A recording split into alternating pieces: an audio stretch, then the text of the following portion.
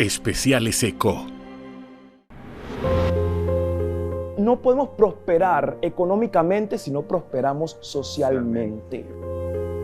La gobernanza es un asunto que empieza con el propio gobierno y con muchas otras instituciones públicas o privadas y termina en la casa donde usted vive.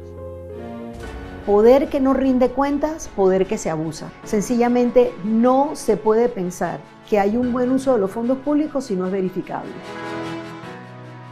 Pero si ese crecimiento no viene casado con una propia distribución de los ingresos, entonces no es un crecimiento sano y no es lo que queremos. Panamá es el tercer país más desigual en América Latina. Si nosotros empezamos a tener igual de condiciones, independientemente del género, de la religión, del extracto social, vamos a tener una sociedad mucho más comprensiva, mucho más inclusiva y mucho más pacífica. De nada me sirve capacitar a la mujer, de nada me sirve darle la oportunidad de estudiarse cuando no tienen las mismas oportunidades. Necesitamos entender que nadie es dueño de una problemática social, que esa problemática atenta contra toda la población del país.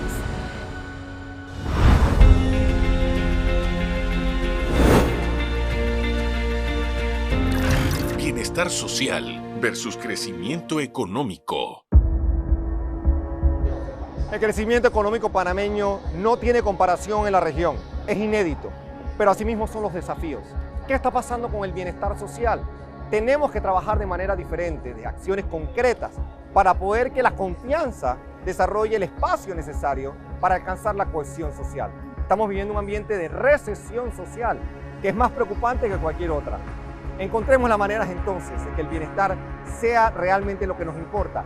No nos contentemos con lo macro, entendamos que el desarrollo social y personal es esencial.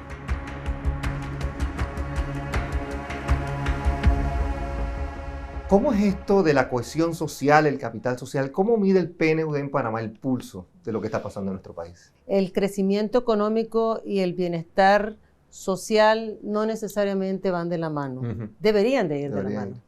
Y para ello se requiere poner sobre la mesa diferentes instrumentos que permitan realmente garantizar que la inversión de los recursos se haga en las áreas donde la población requiere mayor atención. Y para ello nosotros hemos diseñado conjuntamente con las diferentes sociedades del mundo la Agenda 2030 y los Objetivos de Desarrollo Sostenible.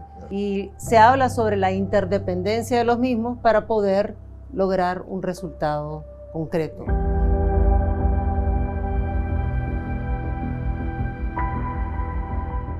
Panamá es uno de los países que no solamente crece de forma constante, sino es uno de los que más crece en América Latina y crece más que el promedio de América Latina en su conjunto. O sea, es un país que para nosotros desde el PNUD es de ingreso alto. No medio alto, alto. Sí. Y su índice de desarrollo humano, si uno ve las cifras totales, pues pueden ser un tanto engañosas. Sí. Porque lo que está pasando con estos países de ingreso medio alto y alto es que al desagregar el índice de desarrollo humano en el territorio, vemos que hay diferentes realidades. Y que lo que prima, a pesar de tener, digamos, este nivel de crecimiento y índice de desarrollo humano alto, es que las desigualdades son impresionantes ¿no? A lo interno del país. Sí. Tan impresionante que yo lo he mencionado en otras entrevistas, Panamá es el tercer país más desigual en América Latina. Eso es desgarrador. Y es el 12º en el mundo.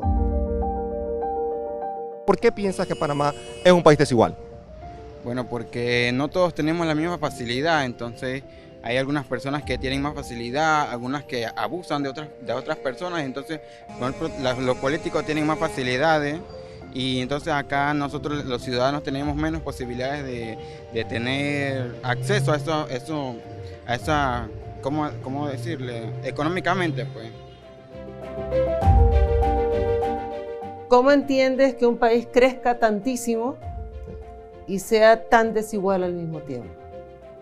Y yo creo que eso tiene que ver con la heterogeneidad del territorio, tiene que ver con las políticas públicas con pertinencia cultural, tiene que ver con una mayor redistribución de la riqueza, obviamente, pero también tiene que ver con las inversiones que se tienen que hacer para que las poblaciones en condición de vulnerabilidad puedan, ¿no?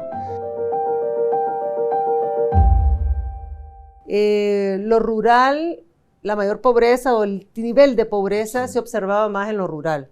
Y ahora estamos viendo que hay mayor concentración urbana en sitios como San Miguelito, por ejemplo. Sí, San Miguelito. Y hemos hecho un análisis de proyecciones con nuestro laboratorio de aceleración de ver qué va a pasar en 5, en 10 años con respecto a esa población. No me refiero a la población que está consolidada en la parte de abajo, me refiero a la que está en la parte de arriba de San Miguelito, y va a crecer exponencialmente. Y eso puede generar una situación de complejidad en términos de desastres naturales, de seguridad, de contaminación, ¿no? Nos estamos deshumanizando, estamos desconectándonos de lo que es importante, cómo funciona y cómo trabajamos para una mejor cohesión. Me gusta la palabra humanizar, porque creo que tiene que ver con el ser humano, con la persona. O sea, y en la medida en que tengamos a las personas en el centro del desarrollo, pero también de las decisiones, cambia un poco la perspectiva de cómo vemos al otro. O sea, la falta de confianza en el otro, eso te genera una ruptura, lo que algunos llaman la recesión social. Hablamos mucho de recesión económica, pero nunca hablamos de la recesión social, ¿no? O sea, ¿qué hacemos para evitar que se desborone, ¿no?, nuestra sociedad? Yo creo que pasa por normas, y pasa por comportamientos, y pasa por solidaridad, y pasa por valores comunes. Por eso yo quería tener esto a mano, porque es la Declaración Universal de los Derechos Humanos. Básico. Y entonces, esto es tan antiguo y tan vigente a la vez, que está explícito cuáles son los valores universales a los cuales todos los países se han adherido. Yo quisiera creer que no nos estamos deshumanizando. Porque si yo llegase a creer que nos estamos deshumanizando, la verdad es que no podría dormir. Pero lo que sí creo es que nos quedamos inactivos. A veces no sabemos ni para dónde tomar. O sea, yo converso con gente, me topo con gente que me dicen, estoy indignada, esto no me parece, a mí me parece que por aquí, por allá, y la pregunta o la respuesta que uno tiene a ese tipo de situaciones es, ¿cuál es tu aporte? ¿Qué estás haciendo? ¿Hacia dónde quieres ir?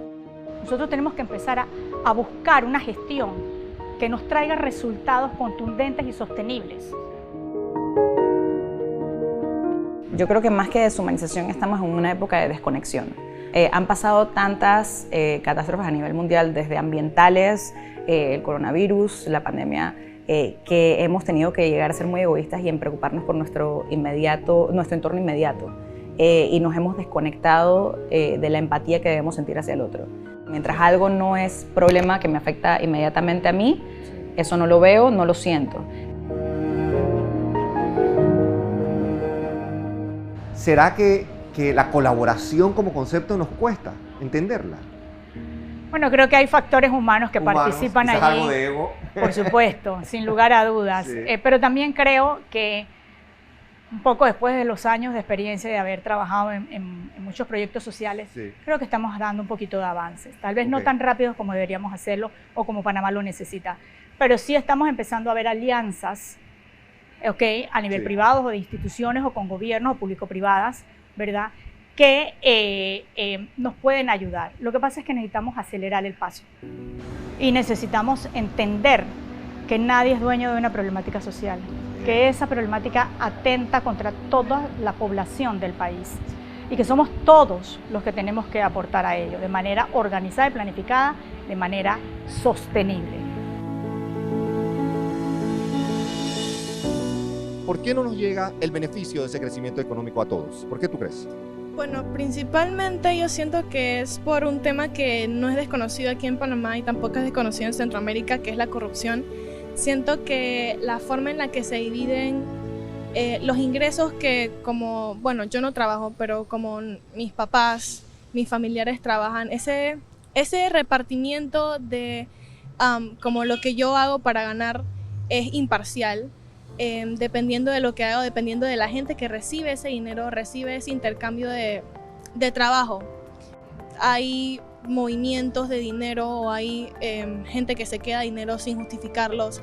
Y así siento que va, y no es solo una persona, son un grupo de personas, y por eso siento que definitivamente los beneficios que nosotros tenemos como una gran economía, porque Panamá es una gran economía en cierto punto, no bastante, pero en comparación con Centroamérica no está siendo manejada como debe ser. No es un problema solamente del Estado, es un problema de nosotros, los ciudadanos y el Estado en su conjunto.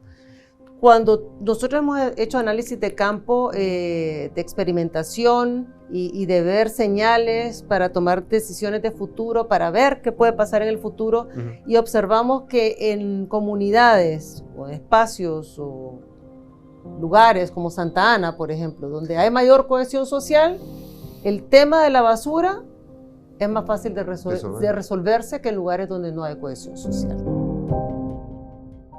Yo creo que la ciudadanía también tiene que entender que tenemos una gran responsabilidad en los patrones de consumo con respecto a la basura. O sea, no es suficiente hoy en día reciclar.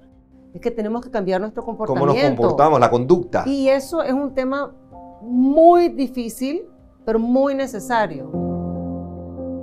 ¿Qué tenemos que hacer para preservar esa goma, para cuidarnos como sociedad, como comunidad, y ser más fuertes en el crecimiento estable, sostenible en el tiempo? ¿Qué hacemos? Educación y accionar desde la empatía comunitaria.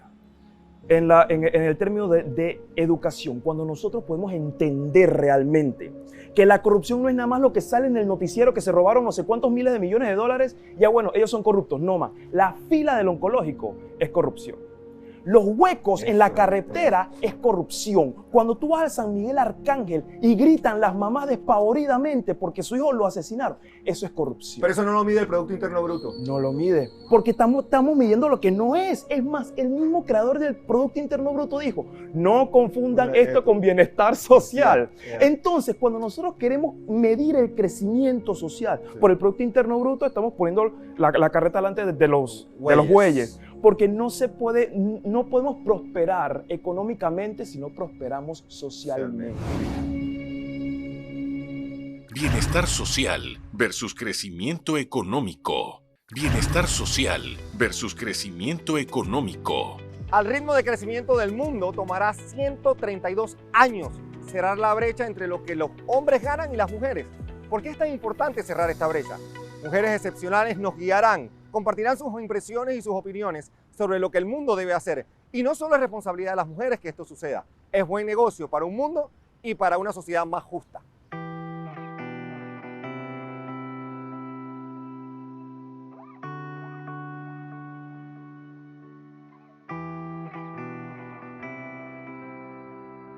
Mira, a pesar de que la paridad de género se ha comprobado que es un buen negocio para la empresa y para la sociedad y para el país, yo creo que la razón por la cual nos ha costado muchísimo poder implementarla es porque hay falta de compromiso. Muchas veces se escriben políticas y se definen, yo soy una empresa responsable social, pero realmente queda en lo escrito, queda en la política y no en la acción. Entonces yo creo que es falta de compromiso y hay en muchos casos a los niveles más altos y nos hacen falta lo que te acabo de decir, compromiso y romper barreras culturales que están muy arraigadas de que somos pequeños, que nos dicen la niña se viste de rosado y va de ballet y el hombre se viste de azul y va a jugar fútbol. Entonces son temas, además de culturales, hay ciertas barreras que entre otras está el tema de que las políticas no son igual para todos. Entonces, en el caso de las mujeres, somos las que tenemos a los hijos, somos nosotros las que tenemos la licencia de maternidad.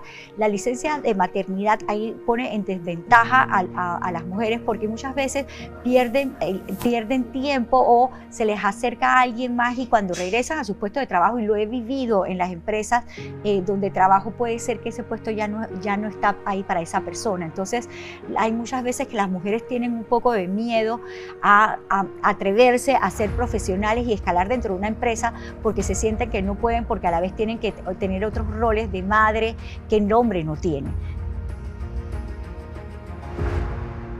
Si la paridad de género es tan buena, ¿por qué crees que nos cuesta tanto implementarla? Personalmente creo que es porque estamos cómodos.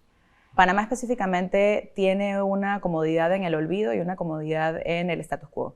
Y mientras el status quo de las personas que tienen poder, llámese económico, llámese adquisitivo, llámese poder de toma de decisiones, no vean el problema de paridad de género como algo que les afecta personalmente, aunque sabemos que nos afecta globalmente, ellos pueden decir, bueno, pero en mi empresa no, o en mi entorno inmediato no, pero no van a salir de su camino para hacer esto una realidad.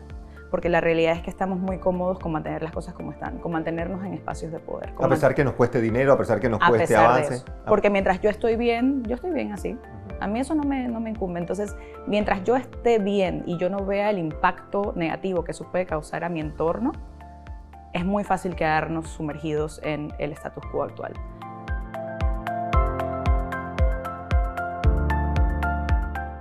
Una de las cosas que yo haría sería implementar en los currículums escolares es el tema de la equidad de género, para que desde muy temprano se empiecen a los niños a entender, y las niñas a empezar a soñar que ellas pueden ser mucho más que una princesa o una secretaria o una ama de casa, que empiecen a soñar desde pequeñas a que ellas pueden ser CEO y presidentas de compañías. Y una de las cosas que se ha demostrado en estos estudios, que las mujeres que llegan a altos puestos de liderazgo es porque han recibido el ejemplo en casa. Entonces, una de las cosas que se pudiera hacer es empezar a concientizar, y para poder concientizar a una población es necesario que todas aquellas sociedades, organizaciones, personas que están trabajando en pro de la equidad de género se unan esfuerzos para poder realmente llevar el mensaje a cada uno de los hogares en Panamá y a cada uno de los responsables de las empresas en nuestro país, a que es algo necesario. Nos estamos quedando atrás. Nosotros como panameños tenemos muy pocas empresas que cuentan con políticas de equidad de género y estamos atrás. Esto es un tema que se viene dando hace muchísimos años a nivel latinoamericano. Ya hay muchísimas empresas que cuentan con política de equidad de género, y no hacerlo es el país rezagarse ante la región y al mundo entero. ¿Tú crees que hay otras cosas que se pueden hacer? ¿Qué ideas concretas tú tendrías para nosotros? ¿Sí? Totalmente. ¿Cuáles? Te voy a poner, por ejemplo, el mes de la mujer. Sí. El infame mes de la mujer en marzo. Donde todo el mundo se pone su lacito morado, todo el mundo celebra a las mujeres que tenemos en nuestra empresa, en nuestros allegados. ¿Cuántas de esas mujeres están en posiciones de liderazgo? Muy pocas. ¿Por qué no sacamos no la cifra de cuánto porcentaje de nuestro capital humano es mujer, sino cuántas mujeres en toma de decisiones hay? Estamos muy felices de decir que Panamá fue uno de los primeros países en el mundo y el primero en Latinoamérica que sobrepasó en mujeres a hombres a las mujeres que van a la universidad. Sí. Sin embargo, ¿cuántas de esas mujeres son contratadas? De nada me sirve capacitar a la mujer, de nada me sirve darle la oportunidad de estudiarse cuando no tienen las mismas oportunidades. Mientras todavía tengamos esa percepción de que la mujer para la casa, la mujer tiene que criar a los hijos, la familia es un núcleo. Se nos enseña que la familia es un núcleo compuesto por diferentes entidades. Entonces, ¿por qué la responsabilidad única es de la madre sobre los hijos? Nos dicen, por ejemplo, una de las acciones que quisiera proponer es no solo ver en nuestro espacio inmediato, oye, ¿cuántas mujeres tengo yo en mi mesa de toma de decisiones? ¿Cuántos espacios estoy habilitando? Sino también en casa. Estoy sirviéndole siempre primero la comida a mis hijos y a mi esposo y poniendo a la niña a lavar los platos. Estoy educando nada más a la niña en su rol. Estereotipos, claro. Pero que todavía se dan. Yo recientemente vi en un evento del mes de la mujer a alguien profesando que había que educar a las niñas a romper el ciclo de embarazarse. Como que las niñas se embarazan solas y que las únicas que hay que educar son a las niñas para que no se embaracen. Ahora, tú eres ejemplo de mujer profesional, destacada, estás regentando una institución como el Museo de Interacción del Canal. Esto no es sencillo. ¿Cómo lo lograste, Ana Elizabeth? ¿Cómo lo hiciste? Yo he sido muy afortunada y yo tengo una posición privilegiosa y privilegiada en el sentido de que la mayoría de las mujeres no tendrían el acceso a esta oportunidad, pero yo tuve personas que en mi camino, la mayoría mujeres, me escucharon y me apoyaron. Y escucharon cuando en ocasiones hubo casos de acoso sexual, hubo casos de discriminación. Yo he tenido a líderes frente a mí que han podido abrir no solo ese camino, sino ayudarme cuando yo tenía una situación, escucharme. Cuando yo he reportado ese caso y otro hombre me ha dicho, pero es que el mundo es así, esas cosas pasan. Hay personas que han abierto ese camino y me han apoyado y me han traído a donde estoy hoy. Y es importante que una vez que nosotras estemos en este camino, nos aseguremos en que estamos abriendo el camino para las que vienen después. Bienestar social versus crecimiento económico. Bienestar social versus crecimiento económico.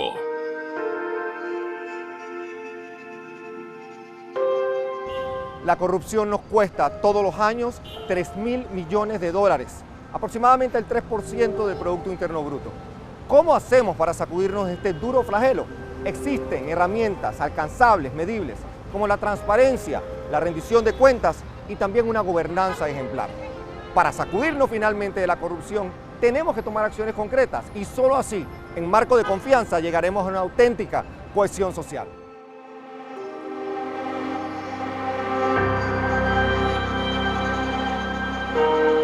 En Panamá, aproximadamente 3.000 millones de dólares al año nos cuesta la corrupción.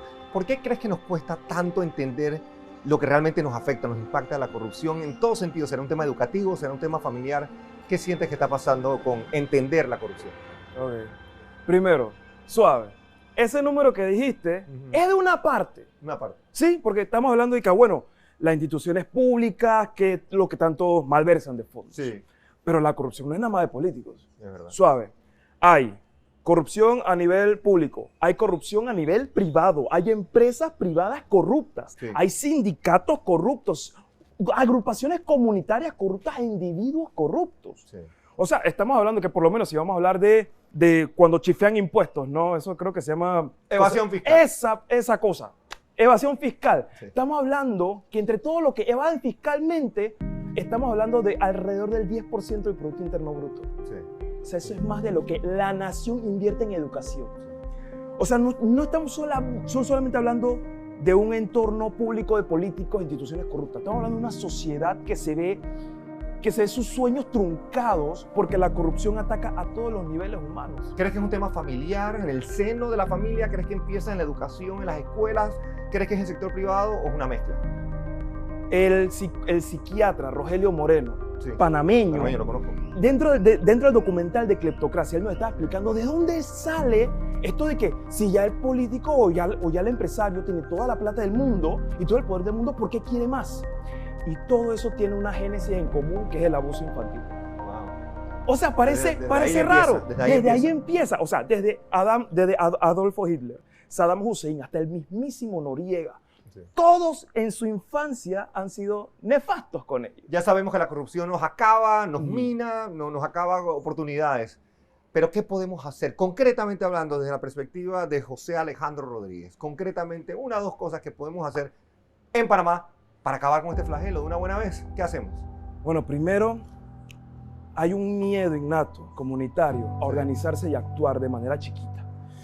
Yo siento, por lo menos, en nuestro caso, que nosotros hicimos una escuela de valores, inteligencia emocional y salud mental para jóvenes que están en conflicto con la ley. Sí.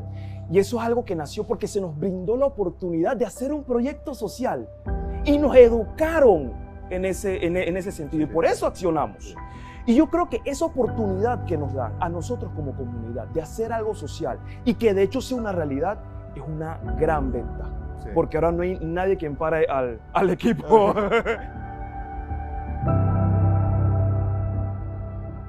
¿El modelo económico actual condena al joven? ¿Lo sencillamente lo aparta o hay alguna posibilidad de que a través de educación, de personas más involucradas, del sector privado no siendo tan indolente, desentendido como a veces puede ser? Porque puede ser, tenga esa oportunidad, esa gavela de espacio para que el hombre joven, la mujer joven panameña se replantee y exista un mejor Panamá. Yo creo que es exactamente el entendimiento desde las esferas más altas hasta las más bajas de qué es lo que nosotros necesitamos realmente como nación para prosperar, que es la clave.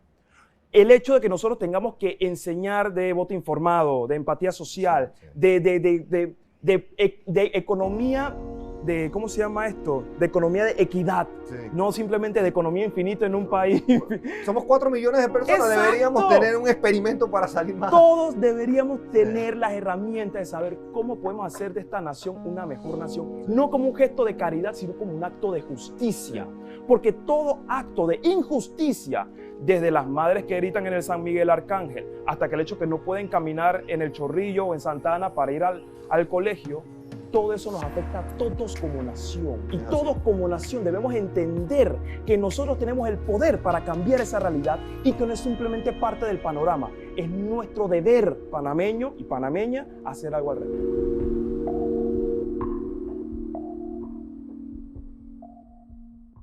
¿Cómo hacer para que el sector privado, el sector público, las organizaciones sin fines de lucro entiendan que el poder de la transparencia, la rendición de cuentas radica precisamente en ese alcance que puede hacerse con un número plural de personas, que empujemos temas que vayan hacia el bienestar social, hacia el impacto social, más allá del crecimiento del Producto Interno Bruto?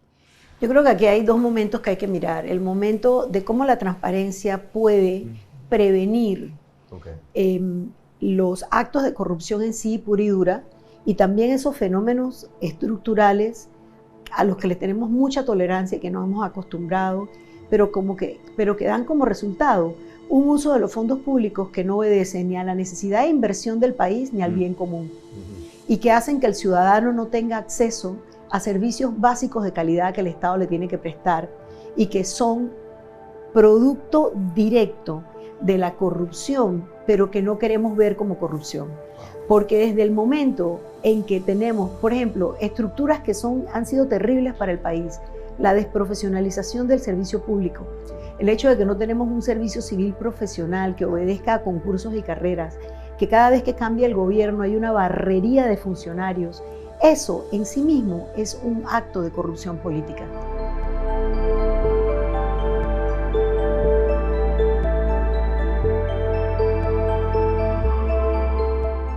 Entiendo que somos uno de los países más opacos en rendición de cuentas, en el legislativo, en lo ejecutivo, en fin, en general. ¿Cómo hacemos para cambiar eso después de tener esa data?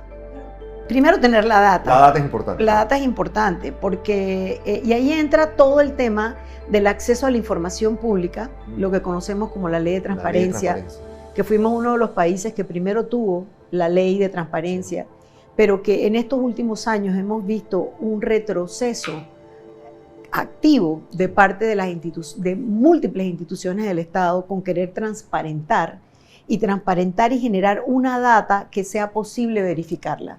Mira, si algo es cierto en la historia de la humanidad y hoy en nuestro país, es que poder que no rinde cuentas, poder que se abusa. Y cuando eso está relacionado con los fondos públicos, sencillamente no se puede pensar que hay un buen uso de los fondos públicos si no es verificable. Entonces, ¿qué significa eso? Significa, por ejemplo, adelantos que han sido un momento importante en la transparencia. La DGCP, que logra hacer el sistema en línea para las miles de contrataciones de $10,000 o menos, que se cierra el espacio de discrecionalidad y ahora obedece a un sistema bastante transparente, y acto seguido la Asamblea pasa una ley para bajar ese monto a 5,000, y ahora mismo no queda claro cómo podemos verificar cuántas de esas contrataciones por tablero y en uso discrecional o contrataciones discrecionales se están dando en 900 puntos de juntas comunales del país. Si tuviese Olga Valdía que escoger una acción, solo una, que trascendentalmente necesitamos en los próximos 12, 24 meses para cambiar la relevancia de la transparencia, ¿cuál sería esa acción? Sería que nuestra Contraloría de la República actuara realmente como un órgano independiente, robusto, pertinente, que cumpla celosamente el rol de fiscalizador de los fondos públicos del Estado, porque no estamos viendo eso actualmente. Adicional, y que es un tema que siempre parece un poco etéreo, pero realmente pragmático, es la justicia. La certeza del castigo. La certeza del castigo, pero el propio sistema de justicia que permite el acceso de las personas al sistema de justicia, porque parte del problema social, la premisa inicial es excelente. ¿Cómo podemos ver eso traducido en una sociedad que pueda permitir que la gente haga sus proyectos de vida como quiera hacerlo? Mientras no tengamos una educación que realmente prepare a las personas para la vida y para generar riqueza, y no tengamos un sistema de justicia que realmente permita que las personas puedan confiar en el sistema, entonces vamos a tener esta situación de desconfianza básica que tiene el ciudadano, que permite o genera esa sensación de que ¿por qué voy a ser yo el que obedece a la ley? ¿Qué está pasando con la gobernanza en Panamá? Bueno, la gobernanza es un espacio que tiene mucho por hacer y por crecer.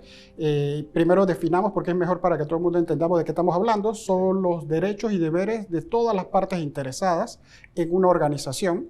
Implica pues saber qué tenemos que hacer y qué podemos recibir de esa organización. Tiene conceptos tan clásicos como la transparencia, la rendición de cuentas y no de cuentos.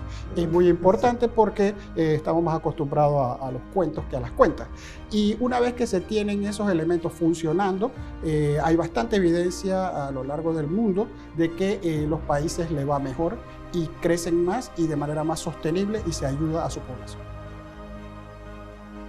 La gobernanza es un asunto que empieza con el propio gobierno y con muchas otras instituciones públicas o privadas y termina en la casa donde usted vive, en la oficina donde trabaja, porque hay buen gobierno de los PH, de la propiedad horizontal, hay buen gobierno de la residencia donde vive, si es propiedad común, ¿no?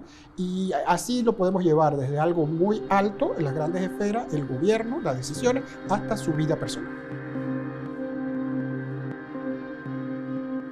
¿Cómo le encajamos? ¿Cómo encajamos gobernanza en la importancia de ese crecimiento y ese progreso social más importante?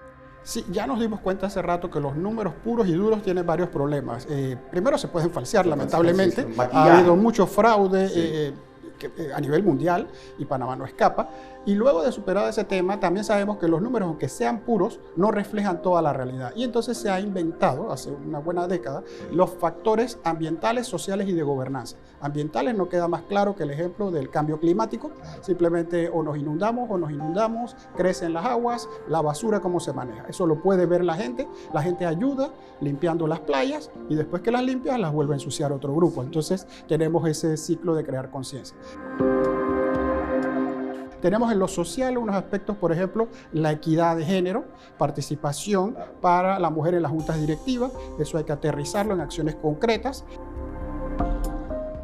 Y la tercera, que es la gobernanza, que es la que abarca a los otros dos, porque hay un riesgo lamentable de que lo ambiental se convierta en lo que se llama, y perdón el anglicismo, greenwashing, que es como lavar de verde, lavar la cara. Es decir, se hacen acciones, pero luego no son sinceras. Eso es lamentable. Y en lo social, nuevamente, es un problema que despierta pasiones, porque la solución a eso a veces invita a mecanismos que la gente no quiere, como las cuotas en juntas directivas, pero se ha encontrado que son una solución para romper la barrera. Bienestar social versus crecimiento económico. Bienestar social versus crecimiento económico. ¿Por qué nos sentimos desconectados, dispersos y hasta insatisfechos? ¿Será que el crecimiento económico no se puede traducir en progreso social? Encontremos maneras, porque sí es alcanzable y sí es medible. El progreso social tiene que llegar a todos los panameños y solo con acciones concretas y medibles podremos alcanzarlo. Lo mejor está por venir.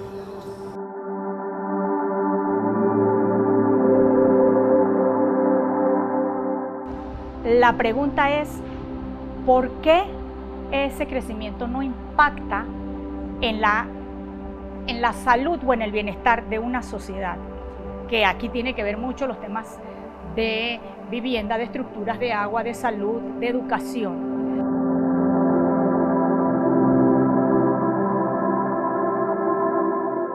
Yo creo que la gente lo que siente, y yo personalmente no puedo hablar por los demás, pero yo creo que uno siente impotencia, siente frustración, porque al final del camino, cuando tú ves números, cuando tú ves dólares, en números que a veces no podemos contar, ¿sí? Muchos ceros. Muchos ceros.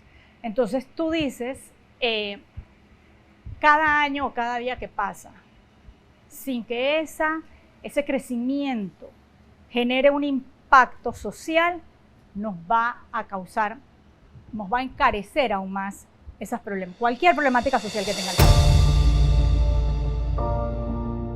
¿Cómo Existe el medimos índice. progreso social? Existe el índice de progreso social. Existe tal cosa. Claro que existe y se puede medir y se va midiendo a través de las diferentes, lo que conversábamos hace un rato. O sea, tú mides en un país la calidad de vivienda, la calidad de educación, vas viendo inclusive la gestión de las finanzas de un país, de un Estado, porque eso te va a hablar del endeudamiento de un país y de la capacidad que tiene ese país para enfrentar o no las situaciones sociales y económicas y políticas que está viviendo. Y desde tu perspectiva, Vicky, ¿qué podemos hacer? Acciones concretas, una o dos, que a lo mejor como país, como nación, como comunidad, como sociedad podemos hacer para que ese progreso social pase, ocurra más rápido.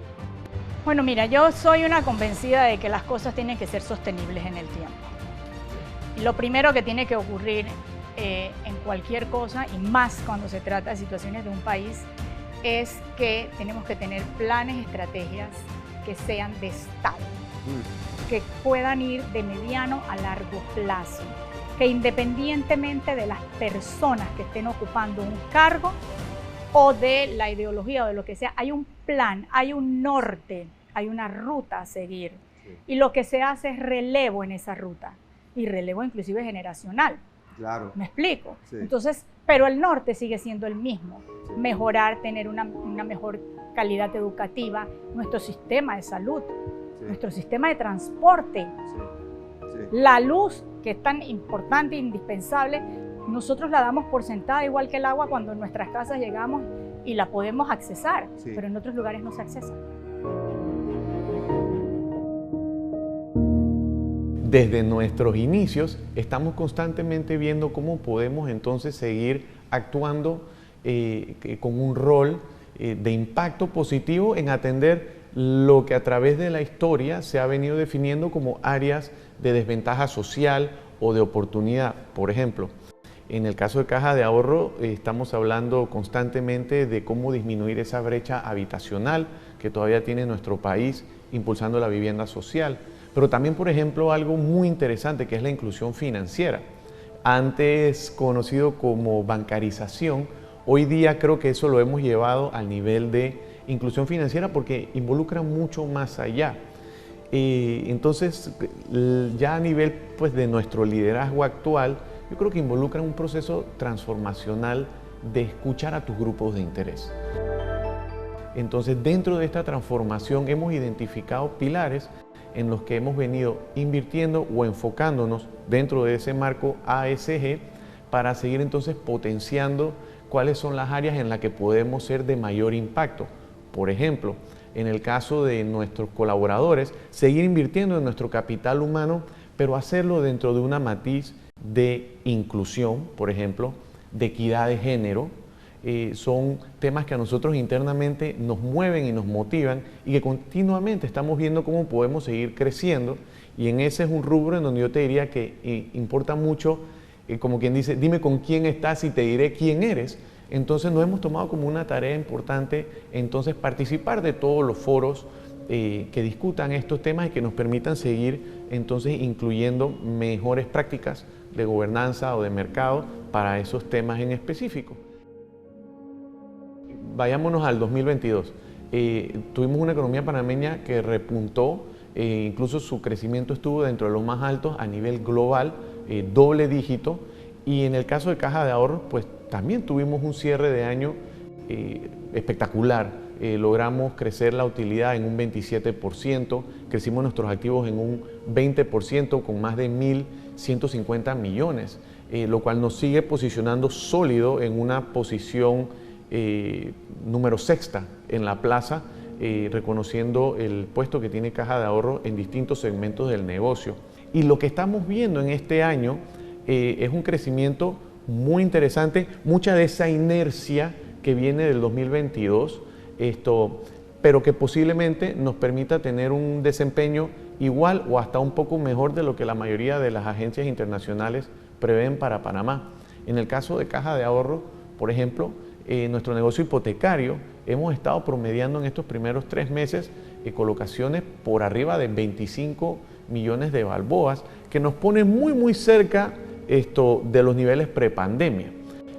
Por el otro lado también la banca comercial, que viene en Caja de Ahorro con un crecimiento muy marcado porque no era un negocio que históricamente se explotaba en el banco y digamos que durante la pandemia empezamos a ver oportunidades de negocio y no solamente en la parte corporativa, sino algo que nos motiva mucho, inclusión financiera, en MIPYMES y cómo las MIPYMES pueden ser agentes importantísimos en ese tejido productivo que tiene nuestra economía. Así que con esas cifras yo te diría que estamos previendo que tengamos un mejor año que el año anterior, pero lo que más me gusta y te digo que me interesa es que sea un crecimiento dentro de un marco de prudencia. Y eso es muy importante porque todo este crecimiento tiene que venir casado de factores cualitativos que resalten la fortaleza financiera y de riesgo que pueda tener Caja de Ahorro y nuestro negocio. Hemos hablado de crecimiento alto, pero si ese crecimiento no viene casado con una propia distribución de los ingresos o que vaya apuntando a disminuir esa brecha de desigualdad en nuestro país o en la sociedad en general, global, entonces no es un crecimiento sano y no es lo que queremos. Entonces me gusta mucho y me motiva cómo esto es una plática entonces ya cada vez más reiterativa, casada del componente de sostenibilidad, porque también tiene que ser un crecimiento sostenible, reconociendo que tenemos un solo planeta. Y por ejemplo, cómo podemos diseñarle un producto que hoy día lo tenemos, somos líderes en el financiamiento de autos ecológicos, o algo que nos hizo muy especiales porque fuimos pioneros en crear el producto residencial de financiamiento de paneles solares. Entonces, eso nos pone ya en un marco en donde las personas sienten que Caja de Ahorro puede proveerle de soluciones financieras que estén calzadas con sus propios valores.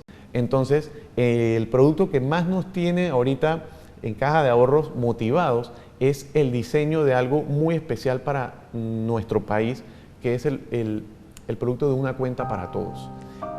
Esto nos va a permitir, junto con un enlace que hemos hecho con el Tribunal Electoral, ofrecerle a los panameños la posibilidad desde el día en que nacen, pueden tener una cuenta en Caja de Ahorro y la pueden abrir y validar de una manera 100% digital.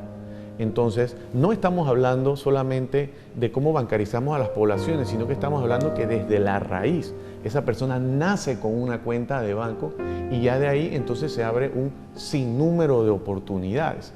Y por último, pues obviamente nuestra administración pues tiene que ser cada vez más consciente de reducir nuestro impacto y nuestra huella ambiental. Debemos seguir reciclando, vamos a seguir electrificando sucursales nuestras con paneles solares, cómo entonces podemos operar de una manera más eficiente.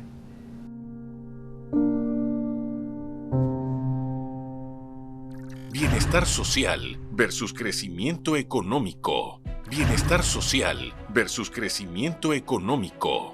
El tiempo para acciones tibias o paños tímidos se agotó. Es cuestión ahora de encontrar la manera en la que Panamá crezca sosteniblemente. Solo así podremos trasladar ese crecimiento a progreso social y a desarrollo humano. Los mejores días de Panamá están por venir en la medida que tengamos compromiso, que trabajemos en colaboración y que desarrollemos la confianza que nos lleva a la cohesión social. Solo así tendremos un país diferente.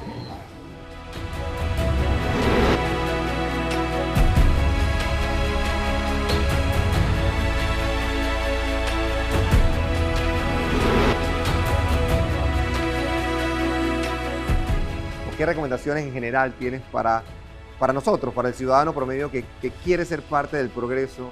¿Qué hacemos? Yo te diría 2 recomendaciones o 2 mensajes. La primera es que sin lugar a dudas hay que hacer estrategias a largo plazo de manera sostenible. La segunda es que tenemos que unir esfuerzos. Tenemos que trabajar de manera articulada y colaborativa. No funciona trabajar de manera individual, no funciona trabajar de manera separada. Las problemáticas son complejas y hay que atacarlas todos juntos por el bien de todos. Y si pudieses escoger un solo cambio que transforme la forma en la que vemos esa paridad y cómo nos impacta socialmente, ¿cuál sería? Transparencia salarial. La vemos a nivel estatal, pero yo quiero que en la empresa privada, si yo tengo el mismo trabajo que otra persona, sea cual sea su género, Yo quiero saber si mis responsabilidades y las de la persona son iguales, si mi preparación y las de esa persona son iguales, que mi salario y el de esa persona sean iguales. Si yo tengo el mismo trabajo, yo merezco el mismo salario. Y eso no se da porque hoy en día la mujer está a 70 centavos aproximadamente al dólar por hombre. Y esto no se ve en el Producto Interno Bruto, eso sencillamente se ve a lo mejor en la dolencia de la mujer en la calle, en la frustración. Las microagresiones que recibimos, ay, calladita te ves más bonita. No, es que calladita no me veo. Necesitas tener una equidad no solamente de género, hay otro tipo de, tenemos que ser mucho más equitativos en las empresas, en la sociedad, en la vida pública, tenemos que ser mucho más inclusivos. Si nosotros empezamos a tener igual de condiciones, independientemente del género, de la religión, del color de piel, del extracto social, vamos a tener una sociedad mucho más comprensiva, mucho más inclusiva y mucho más pacífica. Yo creo que vamos a ser todos mejores personas y yo creo que en Panamá necesitamos hacer un acto de reflexión, sobre todo para las próximas elecciones. Una o dos acciones concretas que pudiésemos implementar en el muy corto plazo para que Panamá fuera por un mejor camino en materia de gobernanza. Sí, tenemos que actualizar lo que tenemos. Concretamente, hay varias evaluaciones que se le ha hecho a Panamá sobre el estado de la gobernanza, dos concretas, una sobre las empresas privadas, se hizo en el 2004, requiere actualización. Ha pasado 2004, 19 años y poco se ha revisado, y la segunda sobre la gobernanza de las empresas públicas. 5 empresas estatales claves: el agua que usted toma, la luz, el transporte que hace, los que incluye los corredores y el metro, y el agua, repito, el IDAN. Hay que revisar eso que se hizo en el 2016. Ese sería un buen lugar para empezar. Ahí está concretamente qué se puede hacer, cuándo y quién. Estamos viviendo tiempos de mucha incertidumbre, y cuando hay mucha incertidumbre, las personas tienden a buscar algo que les genere seguridad, y no necesariamente es lo mejor. O sea, el mejor tipo de seguridad. Entonces yo creo que hay que estar muy alerta con eso, por un lado. Por otro lado, yo creo que la medición de lo que tenemos y las instituciones que tenemos están tratando de adecuarse a eso, pero tal vez el ritmo no es lo suficientemente acelerado, ¿no? Aquí ustedes tienen muchas leyes que son extraordinarias, herramientas de políticas públicas que son realmente buenas, de avanzada. La misma estrategia Colmena que nosotros estamos trabajando es una estrategia sumamente inteligente. O sea, que llega a la comunidad, ahí abajo muy donde inteligente. está el problema. O sea, trabaja de abajo hacia arriba y de arriba hacia abajo, y garantiza en su pensamiento poder llevar los servicios al ciudadano de una manera óptima. Creo que falta un poco invertir más recursos financieros en esas estrategias que permiten que el ciudadano sienta que efectivamente tiene las mismas oportunidades que el resto.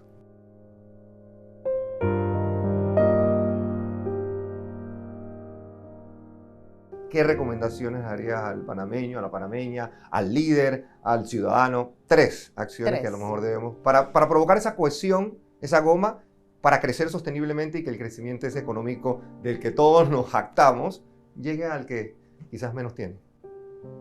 Wow. Primero yo te diría solidaridad y empatía en lo que hacemos es fundamental. Ponerte en el zapato del otro no es un ejercicio fácil, pero es necesario para entender la realidad de los demás, y en un país donde hay tanta diversidad cultural es sumamente importante. Pero eso a la luz de hacer inversiones responsables, conscientes que tenemos información que nos dice cómo vamos a estar de aquí a 10, a 20, a 30 años. La cuarta comunicación de cambio climático elaborada por el Ministerio de Ambiente te dice exactamente cuáles van a ser las zonas más afectadas, a pesar de que Panamá contribuye positivamente, o sea, para evitar el cambio climático. Nos vamos a ver afectados por el cambio. No somos una isla, o sea, nos vamos a ver afectados porque el mundo funciona de esa manera. ¿Qué podemos hacer diferente? ¿Qué podemos, con qué energía, que la que tú tienes, podemos en ese caudal canalizarlo para encontrar soluciones reales? ¿Cómo hacemos eso? Una anécdota rápido. Nosotros hicimos un taller de autobiografías con los muchachos que estaban en el Centro de Custodia y Cumplimiento. Ellos escribieron toda su vida en páginas. Cuando nosotros leímos eso, nosotros vimos la enorme violación de derechos humanos, la falta de acceso a instituciones públicas, de necesidades básicas. Pero con esa información, nosotros tuvimos el propósito de hacer la escuela de valores dentro de esos centros. Porque sabemos exactamente que esa dignidad humana se les arrebató y que debería ser de ellos. Y nosotros le dimos un poquitito de lo que ellos en verdad merecen como nación. Esa empatía, ese poder de entender debe estar no solamente en nosotros, debe estar desde el presidente hasta en el taxista, porque todos tenemos un círculo de influencia al cual podemos hacer algo al respecto. Todos merecemos, así como sabemos, así como la mayoría sabe leer, así como la mayoría sabe sumar y restar, la mayoría debe saber la realidad que está teniendo Panamá y qué hacer al respecto para hacer de esta nación una más próspera para todos sin dejar a nadie atrás. Gracias, Jackson. Gracias.